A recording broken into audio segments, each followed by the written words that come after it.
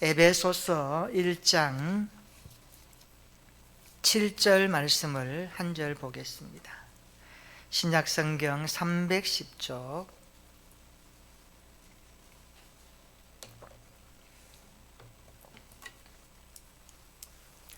에베소서 1장 우리 7절 말씀 다 같이 우리 한 목소리로 함께 봉독합니다. 시작.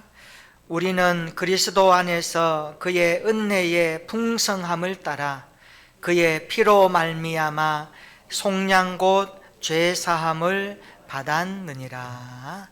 아멘. 오늘 또 주님의 이름으로 축복합니다. 우리 좌우로 또 가정에서 예배드리는 믿음의 가족들에게 한번 인사하십시다. 사랑합니다. 주님의 이름으로 축복합니다. 제가 퀴즈 하나를 내보겠습니다. 다음은 무엇을 말하고 있을까요? 원산지는 마다가스카르입니다.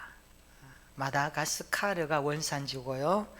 서양에서는 항생제와 인슐린 대용으로 쓰이는 약초라고 합니다. 하루에 하나씩 꽃을 피운다고 해서 붙여진 이름입니다. 이 식물의 이름은 무엇일까요? 영상 한번 보여주세요. 바로 일일초입니다. 꽃이 참 예쁘죠. 저희 집에도 화분에 키워지고 있는데 권사님 한 분이 삭을 틔워주어서 그 꽃을 볼 때마다 참 행복하더라고요. 하루하루 꽃을 피운다 그래서 일일초 이렇게 이름을 붙였다고 합니다. 겨울에 이 화분을 베란다에 뒀더니만 올겨울이 많이 추웠잖아요. 영하 17, 8도 내려가니까 꽃이 시들시들하면서 이렇게 좀 보기가 안 좋더라고요. 그래서 어느 날 거실로 이 꽃을 들여놓았습니다. 그랬더니만 다시 얘가 활짝 피면서 잎을 내면서 꽃대가 올라오는데 볼 때마다 행복한 마음이 들더라고요. 사람이나 식물이나 따뜻한 온기가 필요하다라는 것을 제가 그 꽃을 보면서 느꼈습니다. 신앙도 마찬가지라고 생각합니다. 아무리 춥고 어려운 코로나 시대라 할지라도, 우리를 불편하게 하는 시대가 우리 앞에 도래한다 할지라도 우리 안에 예수님의 따뜻한 마음이 성령으로 교하시고 함께 감사하고 기도하면 믿음이 자라고 교회가 행복할 줄로 믿습니다. 우리 안에 예수님의 따뜻한 마음이 충만하기를 소망합니다. 우리 교회 모든 성도들의 마음 가운데 주님의 충만하신 은혜가 임하기를 축원합니다. 코로나19로 인하여 세상이 혼미하다고 할지라도 우리 안에 주님의 따뜻한 마음으로 서로를 위해서 기도해주고 어렵지만 손잡아주면서 살아가는 신앙생활 되었으면 좋겠습니다. 아무리 어렵고 힘든 시대라고 할지라도 하나님의 능력이 우리 교회와 함께하고 우리를 감싸고 있다면 우리의 인생은 승리하게 될 줄로 믿습니다. 우리가 에베소서 성경을 읽어보면 짧은 6장까지 기록되어 있지만 충만 그리고 풍성이라는 단어를 여러 곳에서 만날 수가 있습니다. 한번 찾아볼까요? 1장 18절을 한번 보시기를 바랍니다. 바울은 이렇게 기록합니다. 1장 18절입니다. 너희 마음의 눈을 밝히사 그의 부르심의 소망이 무엇이며 성도 안에서 그 기업의 영광의 풍성함이 무엇이며 이렇게 기록합니다. 바울은 성도인 우리 그리스도인들이 받는 기업은 그 영광이 어떠하다고 말합니까? 풍성하다 이렇게 말하고 있습니다. 1장 23절도 한번 보시기를 바랍니다. 이렇게 말합니다. 교회는 그의 몸이니 만물 안에서 만물을 충만하게 하시는 이의 충만함이니라. 아멘. 주님의 몸인 교회는 충만함 그 자체라고 말씀합니다. 작은 교회라고 해서 빈약하고 큰 교회라고 해서 충만한 것이 아니라 교회는 그 자체로서 충만하고 풍성하다고 바울은 말하고 있습니다. 이것을 믿으시기를 축원합니다. 2장 4절과 5절에도 말씀합니다. 한번 읽어볼까요? 에베소 2장 4절과 5절 같이 한번 읽어봅니다. 다 같이 시작. 긍휼이 풍성하신 하나님이 우리를 사랑하신 그 큰 사랑을 인하여 허물로 죽은 우리를 그리스도와 함께 살리셨고 너희는 은혜로 구원을 받은 것이라. 아멘. 우리 하나님은 긍휼이 풍성하신 하나님입니다. 아멘. 그러니까 죄와 허물로 죽은 우리를 살리실 수 있는 것입니다. 2장 7절에도 보세요. 뭐라고 합니까? 그 은혜의 지극히 풍성함을 따라 오는 세대에 나타내려 하십니다. 하나님의 은혜의 지극히 풍성함을 오는 여러 세대에 나타내려 하십니다. 바울은 오늘 우리 시대에도 풍성하신 하나님의 은혜가 흐르고 있다라고 그렇게 가르쳐주고 있습니다. 3장 8절에도 말씀합니다. 모든 성도 중에 지극히 작은 자보다 더 작은 나 바울에게 이 은혜를 주신 것은 측량할 수 없는 그리스도의 풍성함을 이방인에게 전하게 하려 하심이라 말씀합니다. 하나님은 바울을 사용하셔서 이방인의 그릇으로 쓰시겠는데 그리스도의 풍성함을 전하기 위한 통로로 너를 쓰겠다라고 말씀하셨습니다. 3장 16절 한번 읽어볼까요? 우리 3장 16절에도 풍성함을 이렇게 말하고 있습니다. 시작. 그의 영광의 풍성함을 따라 그의 성령의 능력으로 말미암아 너희 속사람을 능력으로 강건하게 하시며. 아멘. 바울은 에베소 교회 성도들을 위해서 기도할 때에 영광의 풍성함을 따라 속사람이 강건하게 되기를 기도한다. 그렇게 편지하고 있습니다. 3장 19절에도 말씀합니다. 그 너비와 길이와 높이와 깊이가 어떠함을 깨달아 하나님의 모든 충만하신 것으로 너희에게 충만하게 하시기를 구하노라. 무슨 말씀입니까? 바울은 하나님의 충만이 우리 안에도 충만하기를 기도했다라는 것입니다. 우리가 성도들을 위해서 기도할 때에 하나님 안에 있는 충만하신 은혜들이 우리 성도들의 삶 가운데도 충만하게 흐르게 하여 주옵소서, 충만하게 임하게 하여 주옵소서 기도할 수 있기를 축원합니다. 4장 10절에도 말씀합니다. 바울은 예수님을 만물을 충만하게 하시는 분이라고 소개하고 있습니다. 우리 교회의 표어가 되는 4장 13절도 말씀하죠. 우리가 다 하나님의 아들을 믿는 것과 아는 일에 하나가 되어 온전한 사람을 이루어 그리스도의 장성한 분량이 충만한 데까지 이르리니. 신앙생활의 목표가 뭡니까? 신앙생활의 목표는 주님처럼 되는 것입니다. 우리가 신앙생활의 목표는 그리스도의 장성한 분량이 충만한 데까지 도달하는 것, 그것이 우리의 신앙생활의 목표가 되기를 축원합니다. 사람도 아니고 목회자도 아닙니다.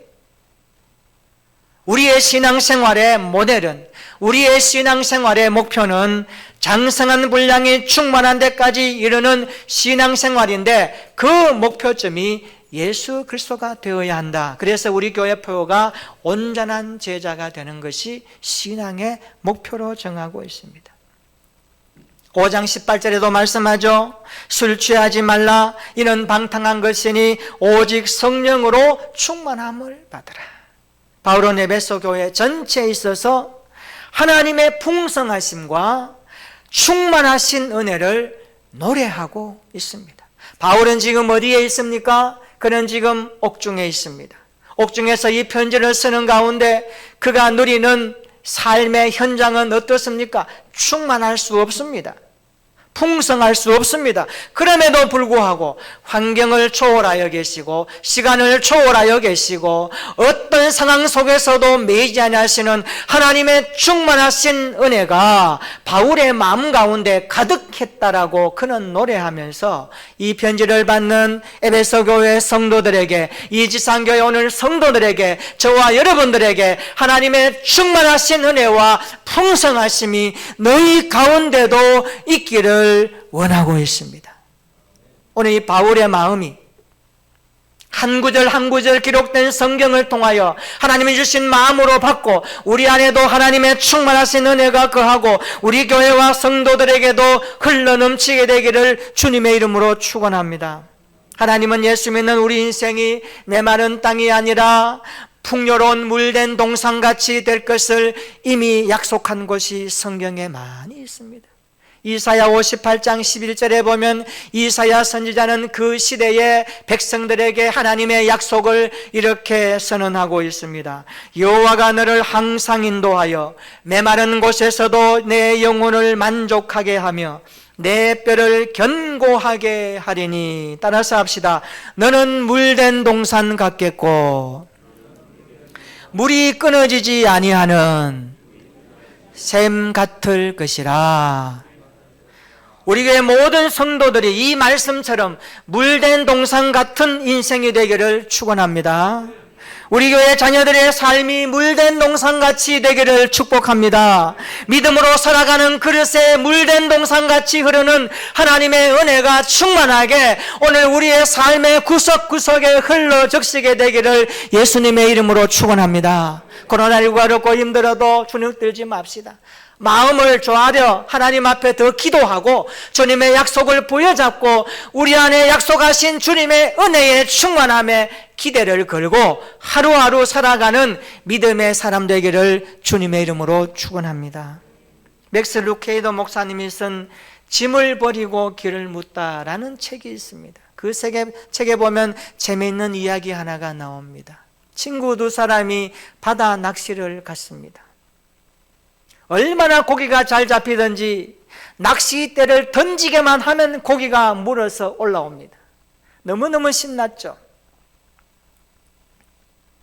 상식적으로 어떻습니까? 고기가 잡히면 큰 고기는 양동이에 담고 작은 물고기는 놓아주지 않습니까?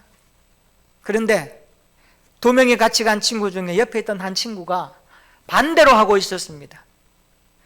큰 물고기가 걸려 올라오면 놓아주고 손바닥만한 작은 물고기만 양동이에 담고 있었습니다. 그 모습을 보고 있던 옆에 있던 친구가 이상해서 물었습니다. 친구야, 자네는 왜 그렇게 반대로 하고 있는가? 왜 큰 물고기를 잡지 아니하고 작은 물고기만 잡고 큰 물고기는 놓아주느냐? 라고 말하니까 그 친구가 허허 웃으면서 이렇게 대답을 합니다. 이보게 별걸 아니세. 우리 집에는 말이야 큰 프라이팬이 없고 작은 프라이팬만 있어서 거기에 맞는 물고기를 잡다 보니까 큰 물고기는 가져갈 수 없다네. 참 웃기는 이야기라고 생각되지만 오늘 우리의 모습이 이러지 않을까요? 오늘 우리는 하나님의 은혜가 크고 놀랍다는 것을 믿기는 믿는데 우리의 삶의 자리에서 살아가는 방식은 인간적이고 환경적이고 내 방식대로 취할 때가 얼마나 많은지 모릅니다. 풍성하신 하나님의 은혜를 담아내는 그릇이 아직도 너무 작아서 하나님이 부어주고 싶어도 부어주지 못하는 안타까움을 느낄 때가 있지 않습니까? 오늘 우리 믿음의 사람들이여, 우리의 믿음이 상황 따라 만들어지는 믿음이 아니라 하나님의 약속의 풍성하심에 따라 만들어지는 은혜의 믿음이 되기를 축원합니다. 성도들의 믿음이 하나님의 은혜를 풍성하게 담아낼 수 있는 믿음의 용량이 더 커져갈 수 있게 되기를 예수님의 이름으로 축원합니다. 오늘 본문을 읽어보면 이렇게 말씀합니다. 본문 같이 한 번 더 읽어볼까요? 다 같이 에베소서 1장 7절입니다. 시작. 우리는 그리스도 안에서 그의 은혜의 풍성함을 따라 그의 피로 말미암아 속량 곧 죄 사함을 받았느니라. 아멘. 오늘 설교 제목처럼 은혜의 풍성함을 누리게 되기를 축원합니다. 하나님의 은혜의 그 풍성함을, 그 충만하신 하나님의 역사하심을 우리의 신앙생활 가운데 많이 체험해서 하나님은 위대하십니다, 하나님은 놀랍습니다, 이 믿음의 고백들이 더 깊어지고 더 풍성해지게 되기를 주님의 이름으로 축원합니다. 그렇다면 은혜의 풍성함을 누리려면 어떻게 해야 될까요? 오늘 본문을 통해서 몇 가지로 우리의 신앙생활에 적용하고자 합니다. 영상 한번 띄워주세요. 은혜의 풍성함을 누리려면 첫째로 그리스도 안에 있어야 합니다. 우리가 은혜의 풍성함을 누리려면 그리스도 안에 있어야 한다는 것을 바울은 말씀하고 있습니다. 바울은 분명하게 말합니다. 우리가 그리스도 안에서 그의 은혜의 풍성함을 따라 그랬습니다. 하나님의 은혜는 예수 그리스도 안에서 흐르고 있다는 것을 말씀하고 있습니다. 1장 3절 한번 볼까요? 뭐라고 합니까? 찬송하리로다. 하나님 곧 우리 주 예수 그리스도의 아버지께서 그리스도 안에서 하늘에 속한 모든 신령한 복을 우리에게 주시되 라고 말씀합니다. 한번 따라해 볼까요? 하늘에 속한 신령한 복은, 하늘에 속한 신령한 복은 그리스도 안에서 흐릅니다. 믿으시기를 축원합니다. 하늘에 속한 신령한 복은 이 땅의 것이 아닙니다. 하늘에 속한 신령한 복은 그리스도 안에서 흐른다라고 말씀하고 있습니다. 1장 4절에도 말씀합니다. 한번 읽어볼까요? 에베소서 1장 4절 다 같이 한번 읽어보십시다. 시작. 고 창세전에 그리스도 안에서 우리를 택하사 우리로 사랑 안에서 그 앞에 거룩하고 흠이 없게 하시려고. 아멘. 하나님께서 창세전에 우리를 어디서 택했다고요?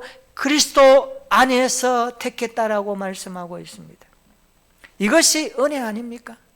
우리가 창세전에 그리스도 안에서 택함받은 이 은혜가 오늘 우리의 신앙생활에 그대로 나타나게 됨을 찬양합니다. 창세전에 그리스도 안에서 우리를 택하신 하나님을 찬양합니다. 창세전에 영원 전부터 우리를 그리스도 안에서 선택하신 하나님의 경륜과 작정 속에 우리가 이 땅에 태어났고 우리가 오늘 이 자리에 있게 되었고 이 자리에서 우리는 그리스도 예수 안에서 하나님 우리를 택했다라는 사실 앞에 고백하며 감사할 수밖에 없는 것입니다. 5절에도 보십시오. 하나님께서는 그 기쁘신 뜻대로 우리를 예정하셨고 예수 그리스도로 말미암아 자기의 아들이 되게 하셨다라고 말씀합니다. 모든 것이 그리스도 안에서 이루어진 일들이라고 바울은 가르쳐주고 있습니다. 그러므로 우리가 은혜의 풍성함을 누리기 위해서는 날마다 그리스도 안에 있어야 하는 것입니다. 우리의 삶이 그리스도 안에 있는 삶이 되기를 축원합니다. 시대가 코로나로 인하여 어렵다고 해도 우리의 삶이 여전히 그리스도 안에 거하게 되기를 예수님의 이름으로 축원합니다. 하나님의 풍성한 은혜를 누리려면 두 번째로요, 속량함을 받아야 합니다. 속량함을 받아야 하는 것입니다. 오늘 본문 다시 한번 읽어볼까요? 1장 7절 다 같이 시작.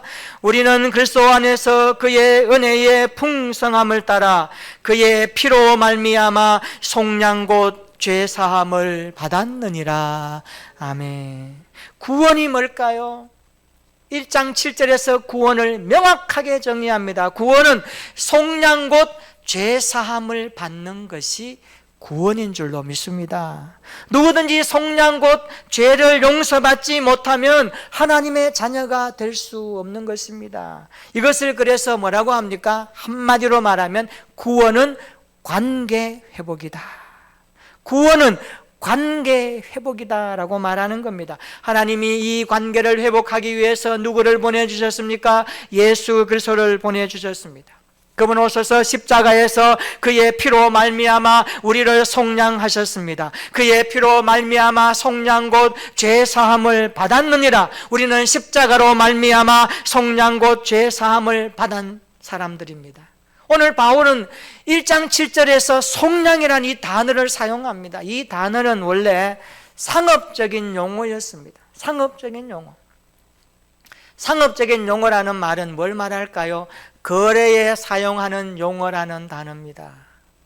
물건을 사고 팔 때 쓰는 단어가 속량이라는 단어입니다. 노예제도가 있던 당시에는 노예들이 시장에서 매매되었습니다. 그래서 노예시장 열리면 주인이 노예를 끌고 올 때에 다리에다가 팔에다가 쇠사슬로 채워서 도망 못하게 키워서 노예 고유번호를 찧어가지고 시장에 내다 팔면 돈 있는 사람들이 그것을 돈으로 주고 사면서 그 노예를 가지고 갑니다. 노예가 물건으로 취급되었던 시대를 말합니다. 한번 노예되면 영원히 노예입니다. 그런데 노예에서 자유할 수 있는 방법은 딱 한 가지가 있습니다. 누군가 노예의 몸값을 대신 지불하고 그 사람의 노예의 문서를 찢어버리는 겁니다. 그러면 그 사람은 노예가 아니라 자유의 신분으로 되는 것입니다. 이때 쓰이는 단어가 속량이라는 단어입니다. 바울은 감옥에 갇혀 있으면서 자신의 신체를 한탄할 만한 환경에 속했을 때에 이 속량이라는 단어를 떠올리며 에베소 성도들에게 기도하고 있습니다. 그리고 편지하고 있습니다. 누구도 자기 자신을 구해줄 수 없는 상황이지만 어둠의 자식인 자기 자신을 예수 그리스도가 십자가에서 내 죄값을 대신 속량해 주심으로 말미암아 내가 자유의 인이 되었고 내가 해방의 몸이 되었고 구원의 사람이 되었다는 것을 깨달으면서 이 속량이라는 단어를 그들에게 쓰면서 예수 그리스도의 피로 말미암아 속량고 죄사함을 받은 바울이 옥중에 있지만 믿음의 성도들에게 말합니다. 너희는 그리스도의 피로 속량함을 받았다. 그러므로 너희는 그리스도 안에서 속량함을 받았기 때문에 하나님의 넘치는 은혜가 오늘 또 너희의 삶에 흐르고 있다라고 소망의 말씀을 전하고 있는 것입니다.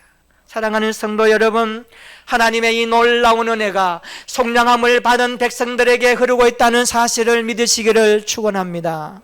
은혜의 풍성함을 누리는 비결은 그리스도 예수 안에서 속량함을 받는 것입니다. 성경을 보면 하나님은 이스라엘 백성들을 바로의 손에서 속량하셨습니다. 갈라디아서 3장 13절에도 보면 바울은 그리스도께서 율법에서 우리를 속량하셨다라고 그렇게 말하고 있습니다. 우리는 예수 그리스도의 피로 말미암아 속량함을 받은 하나님의 백성들입니다. 우리는 그리스도 안에서 그의 피로 말미암아 하나님과의 관계가 회복된 자녀의 신분을 가지게 된 것입니다. 이것이 바로 은혜의 풍성함입니다. 이 속량함으로 인한 은혜의 풍성함을 오늘도 고백하고 찬양하고 감사하는 우리 모든 성도들 되기를 주님의 이름으로 축원합니다. 본문에서 말하는 은혜의 풍성함을 신학자 핸드릭슨 목사님은 이렇게 해석을 했습니다. 제가 한번 읽어드립니다. 은혜의 풍성함은 고갈을 모르는 하나님의 은혜를 나타내는 것이다. 이것은 그리스도인들이 완전한 사죄를 받는데 중요한 내용이며 성도가 은혜롭게 살아가는 삶의 근거가 된다. 그렇게 말하고 있습니다. 그렇습니다. 하나님의 은혜는 고갈되지 않습니다. 하나님의 은혜는 모자라지 않습니다. 하나님의 이 풍성하신 은혜를 누리며 살아가는 저와 여러분들의 일상이 되기를 주님의 이름으로 축원합니다. 다윗은 하나님의 풍성하신 은혜를 누리며 살았던 믿음의 선진이었습니다. 시편 23편을 한번 보시기를 바랍니다. 한 단어 한 단어 한 구절 한 구절을 쓸 때마다 다윗은 하나님께서 자신에게 풍성한 은혜를 베풀어 주셨다라고 간증하고 고백하지 않습니까? 심지어 하나님께서는 다윗의 인생이 놀라운 삶으로 바꾸어진 그 모습을 표현하면서 내가 사망의 음침한 골짜기로 다닐지라도 주께서 나와 함께 하셨고 심지어 원수 앞에서도 원수의 목전에서도 지혜수 성찬을 차려주시며 먹게 하셨다라고 그렇게 노래하고 있습니다. 그러면서 다윗은 말합니다. 내 잔이 넘치나이다. 내 인생의 잔이 넘치나이다. 그분이 은혜로 채워주시는 삶의 걸음걸음마다 임했던 하나님의 손길이 넘치나이다 고백하면서 시편 23편에서 하나님의 은혜의 풍성함을 나는 이렇게 누렸다라고 고백하고 있는 것입니다. 우리에게도 이런 은혜의 풍성함이 고백되고 간증되고 누려지기를 주님의 이름으로 축원합니다. 비록 지금은 힘들고 어려울지라도 구원의 은혜를 감사하면서 고갈되지 않는 풍성한 하나님의 은혜를 기대하면서 살아가는 우리 성도들 되기를 축원합니다. 이사야는 성령함을 받은 자들에게 임할 은혜를 이렇게 약속하고 있습니다. 어떻게 약속하는지 볼까요? 이사야 35장 10절입니다. 제가 읽어드립니다. 여호와의 성령함을 받은 자들이 돌아오되 노래하며 시온에 이르러 그들의 머리 위에 영영한 희락을 띠고, 따라해 볼까요? 기쁨과 즐거움을 얻으리니 슬픔과 탄식이 사라지리로다. 이 말씀의 은혜가 우리 성도들과 삶의 자리에 재현되기를 축원합니다. 우리 교회가 기쁨과 즐거움의 은혜가 풍성하기를 축원합니다. 우리 성도들과 자녀들에게 슬픔과 탄식이 사라지기를 축원합니다. 성령받은 자들에게 주시는 은혜의 풍성함을 누리며 살아가는 이 시대의 진정한 예수 그리스도의 사람들이 되기를 축원합니다. 은혜의 풍성함을 누리려면 어떻게 해야 될까요? 세 번째 말씀합니다. 우리 인생을 송두리째 하나님께 맡기고 살아야 하는 것입니다. 내 인생을 송두리째 하나님께 맡기고 살아가는 믿음 있기를 축원합니다. 그리스도 안에서 성령함을 받은 사람은 하나님께 내 인생을 맡길 줄 알아야 합니다. 내 인생을 하나님께 맡기고 사는 사람을 가리켜서 그리스도인인 겁니다. 그리스도께 속한 사람입니다. 성도가 누구입니까? 성도는 자신의 인생을 하나님께 맡기며 사는 사람을 가리켜서 성도라고 부르는 것입니다. 역사 가운데 많은 위인들 가운데 예수 믿는 신앙의 사람들이 참 많습니다. 그중에 저는 오늘 한 사람을 소개하려고 합니다. 하나님께 자신의 인생을 맡기고 살았던 짧은 시절 가운데서도 빛나는 영롱한 구원의 사람으로 살았던 믿음의 한 선배 목사님을 소개할까 합니다. 그분이 바로 본회퍼 목사님입니다. 본회퍼 목사님은 제2차 세계대전 당시에 살았던 사람입니다. 독일 루터교회 목사이면서 신학자이면서 반나치 운동을 하다가 감옥에서 인생을 망쳤던 사람이 본회퍼 목사님입니다. 그 당시에 나치를 그리스도로 따르는 극도의 우경화된 교회였습니다. 교회들마다 나치를 따르고 숭배하니까 신앙을 가진 사람이 볼 때 이것은 아닌 거예요. 그때 나서서 반나치 운동을 하던 사람이 바로 본회퍼 목사님이었습니다. 그래서 그는 그것 때문에 감옥에 들어가게 됩니다. 결국 그는 감옥에서 39세의 나이로 죽습니다. 어떻게 죽느냐? 교수형으로 처하면서 옥중에서 그는 죽고 맙니다. 그런데 그 감옥에서 가족들과 사랑하는 애인에게, 약혼녀에게 많은 편지를 썼습니다. 죽기 몇 개월 전에 그가 쓴 편지 내용 가운데 약혼녀를 위해서 쓴 마지막 편지 가운데 시가 들어가 있었습니다. 그 시를 가지고 번역을 하고 했는데 독일에서는 그 시가 지금도 교과서에 수록되어서 아이들에게 읽혀지고 역사적으로 가르쳐지고 있습니다. 이 시에다가 곡을 붙여서 부른 노래가 바로 선한 능력으로라는 노래입니다. 제가 금요일날 우리 교회 성도들에게 유튜브 주소를 띄워서 한번 들어보시라고 보낸 그 노래입니다. 우리 다 같이 한번 이 시의 내용이 많지만 이것을 요약해서 불렀던 찬양, 선한 능력으로 우리 다 같이 믿음으로 한번 불러보도록 하겠습니다.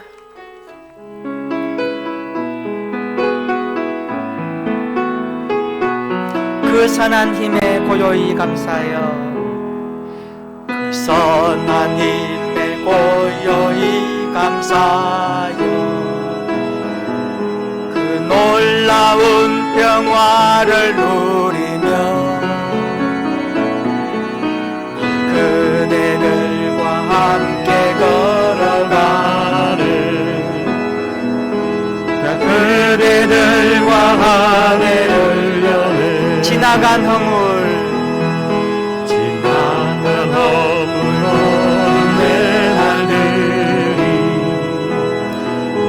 무겁게 내 영혼 짓눌러도 주여 우릴 외면치 마시고 약속의 구원을 이루소서. 그 선한 힘이 우릴 감싸시니 믿음으로 일어나리를 기대하네. 주 언제나 우리와 함께 계셔 하루 또 하루가 세워 3절 주께서 밝히신 작은 천국이 어둠을 내치고 타오르네. 그 빛에 우리 모두 하나 되어 온누리에 비추게 하소서. 그 선한 힘이 우릴 감싸시니 믿음으로 일어나리를 기대하네. 주 언제나 우리와 함께 계셔 하루 또 하루간을 새로워. 이 고요함이 깊이 번져갈 때 저 가슴 벅찬 노래 들리네. 시 하나가 되게 이끄소서. 당신의 빛이 빛나는 이 밤 그 선한 힘이 우릴 감싸시니 믿음으로 일어나리를 기대하네. 주 언제나 우리와 함께 계셔 하루하루간을 세워.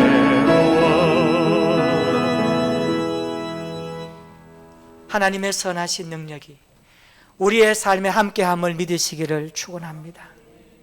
하나님의 은혜는 고갈되지 않습니다. 하나님의 능력은 모자라지 않습니다. 그리스도 안에서 속량함을 받은 우리는 우리 인생을 하나님께 맡기고 살아야 하는 것입니다. 이 은혜의 삶이 이번 한 주간도 계속되기를 주님의 이름으로 축원합니다. 날마다 하나님의 선하신 은혜를 노래하고 그의 충만하신 역사 가운데 속하여 이번 주간에도 그리스도 안에서 이 충만하신 은혜를 누릴 뿐만 아니라 그의 피로 말미암아 속량함 받은 하나님의 백성으로 자유하며 이 땅 가운데서 하나님께 내 인생을 성도릴째 맡기며 자라나오느나 치우침이 없이 하나님의 은혜를 노래하고 풍성하심을 간증하며 체험하는 하루하루의 삶이 계속되기를 주님의 이름으로 축원합니다. 아멘. 우리 다 같이 한번 기도하겠습니다.